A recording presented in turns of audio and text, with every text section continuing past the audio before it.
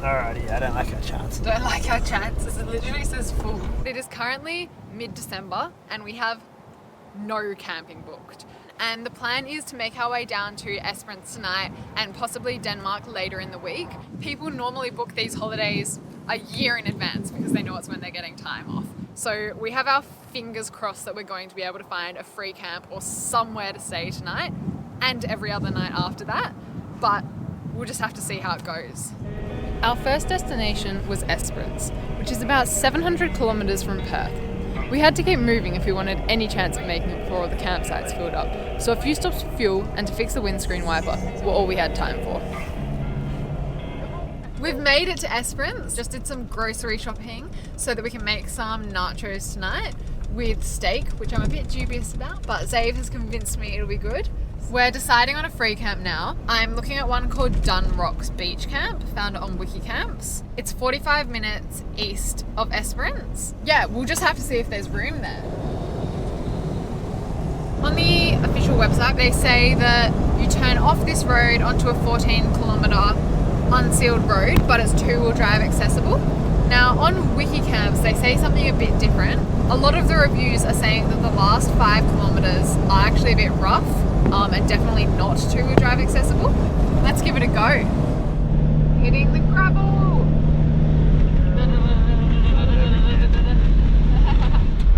And it's 5:47 now, so that's been a long day. Still 15 k's to go. Dunrocks, 5 kilometres. This is the track. 4-wheel drive, fishing, no dogs. If you have a dog in your vehicle, please turn back now. I left Nutty at home. Jack's hidden in the boot. Oh, far out, okay. Didn't see that coming. No, not after everything we talked about. Yeah, well, I thought it would be like a bit more, you know, gradual and evident. 4-wheel drive only past this point.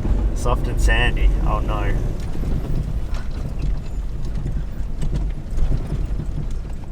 Luckily we did have a 4-wheel drive, so got through the soft sand without a problem. We popped out on a stunning beach where there was plenty of room to camp. What an awesome campsite. Like, wow. It's overcast and raining and the water is so blue, it's pristine. Everyone in rooftop tents is back there where it's a bit more sheltered. You wanna go back? Behind the dunes, I reckon.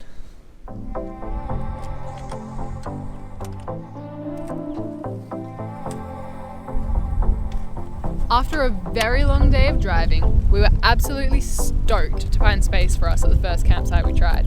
We still had a whole week of free camping ahead of us, so the challenge wasn't over yet, but for now it was time to sit back, relax, and enjoy the view. Sunset. The view from the tent right now is spectacular. It's got a beautiful sunset right behind me. So tonight's dinner, which I cook hiding from the wind, is steak nachos. So just steak with some chipotle seasoning, and then we're going to chuck it on some chips with cheese.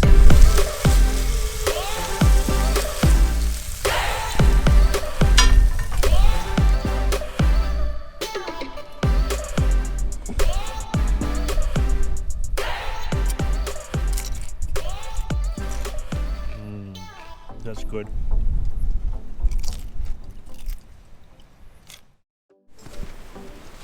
After some sleep, it was time to actually explore the campsite.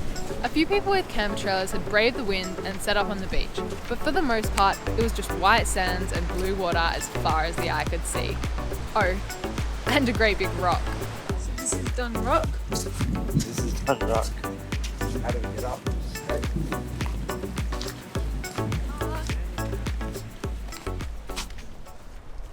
We are on top of what we believe is Dunrock at Dunrocks Beach Camp, and the view is incredible. The water is still a pristine blue, like absolutely spectacular view. There are wildflowers all around us. It's just stunning.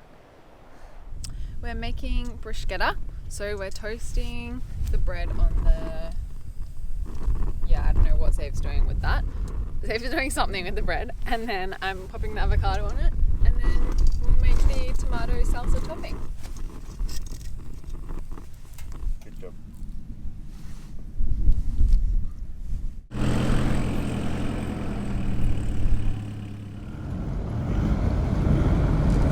Yeah, so I had a nice brekkie at camp this morning, went for a bit of a walk. Beautiful, beautiful bay, but it was horribly overcast. Now we're heading west to Quaggi Campsite in Stokes National Park. So you drive to Quaggi first, which I think had something like 34 sites, and then if you keep going, you find another one. Do you remember the second one? Look at all those cows in the lake.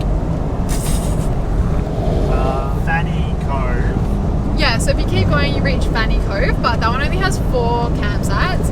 So I'm a bit dubious whether we'll find a spot there, but you know, send it, figure it out.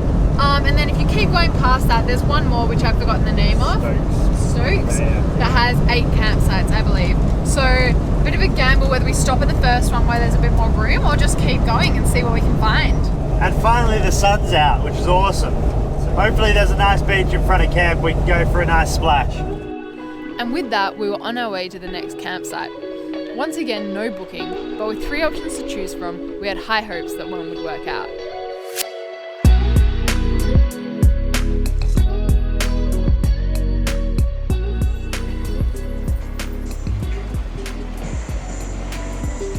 Oh yeah. Quaggi Beach Campground. Cool, so we made it to Quaggi Beach Campground. Looks pretty nice. It's $15 a night per site. But then there's this nice little 4-wheel drive track that I think will take us onto the other campgrounds.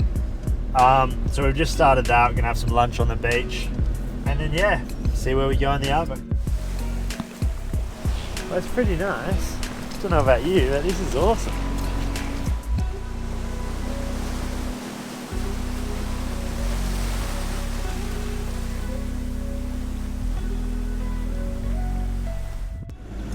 God, no one's driven this in a while, hey?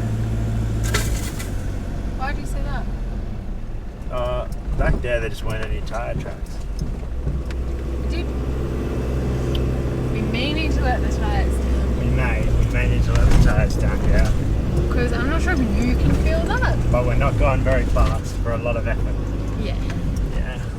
We're a bit stuck. But not stuck. And we may need to engage 4-wheel drive.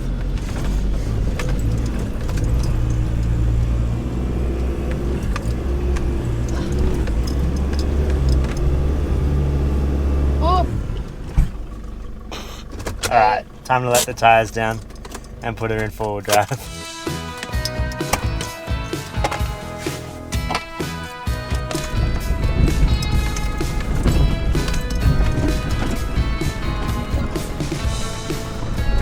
It is a nice little track, isn't it? With how rough the track was, we were pretty confident there wouldn't be too many other people at these other 2 campsites. Maybe we would even be the only ones.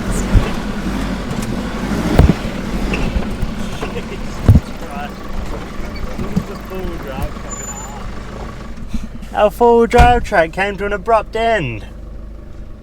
When it said no through road, this wasn't exactly what we expected. No. We thought it would take us to the camp and then we'd have to come back the same way, but unfortunately the track is closed. Yeah. Yeah. Look, the track still goes. It is growing over though. So like this bit has obviously been driven on a lot more than that bit. Ah, that sucks. After a bit of a disappointment with the track being closed, we've come back to Quaggi Campsite. It's a bit more established than what we were sort of hoping and planning to do. But that's all right, it's still a really beautiful camp. There are these banksias everywhere at the moment. We've been seeing them on the sides of the road and our camp is surrounded by them as well. And like from the tent, you're just surrounded by them. So that's really beautiful. Yeah, it's a nice spot. I'm pretty disappointed that we couldn't make it to Fanny Cove or Shoal Bay, but no matter where you are, it's always better with a warm steak in your belly. So we got some scotch fillets, we got some broccolini, we got some green beans, and yeah, surely I'll have a warm steak in my belly. Gnarly.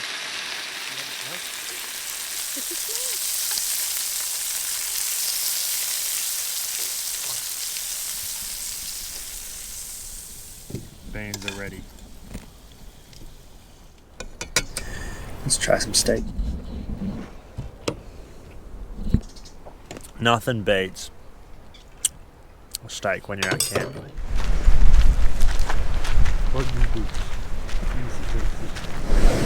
Chilling at the beach. That's the moon rising up over that hill. That's pretty cool.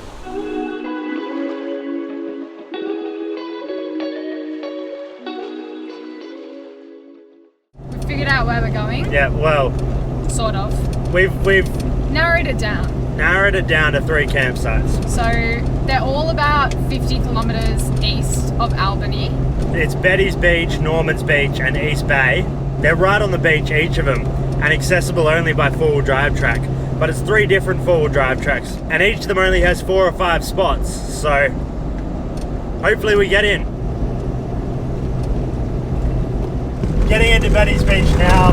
Hopefully there's a spot for us. Pretty easy road so far, just gravel with a couple corrugations.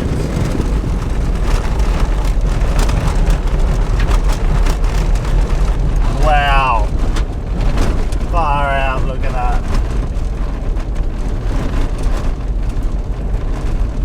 That's amazing.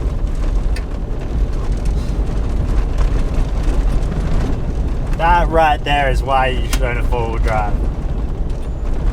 This campsite is 2-wheel drive accessible.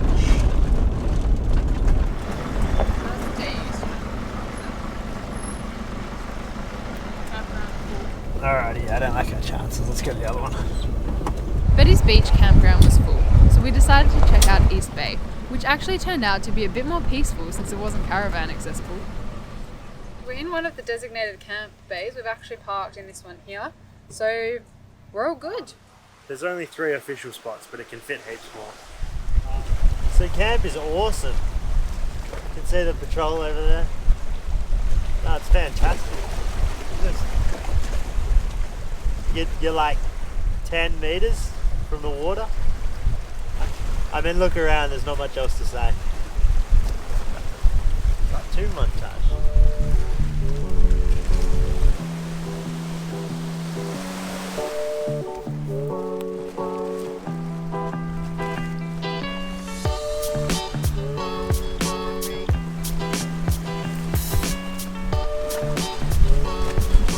Unrelatable and difficult to read.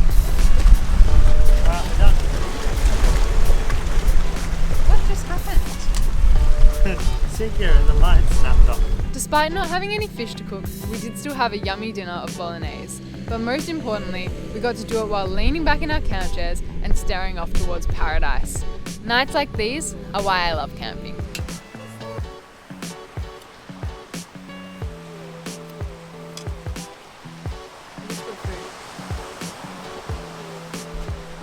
That's the end of this video, but don't forget to check back same time next week to watch the rest of our trip through Western Australia's Great Southern Region. After leaving our camp at East Bay, we head on a 12.5 kilometre return walk to Bald Head, where we're surrounded by ocean on 3 sides. And it's not an easy walk. Make sure you're subscribed because you won't want to miss out.